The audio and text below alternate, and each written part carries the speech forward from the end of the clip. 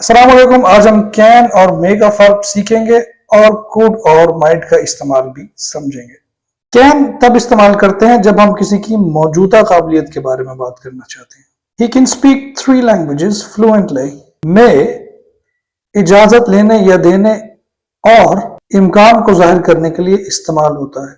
You may leave the room after you finish the test. Could और might बुनियादी तौर पे कैन और मे के पास्ट टेंस यानी माजी हैं। When I was young, I could run very fast. She told me she might join us later.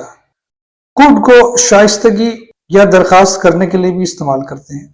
Could you please pass me the water? Might और could दोनों इम्कान यानी पॉसिबिलिटी को भी बताते हैं। It might rain this evening यानी इम्कान है मगर कच्चा पक्का। He could get the job if he performs well in the interview. इम्कान ज्यादा है और कारकर्दगी पर मुनहसर है।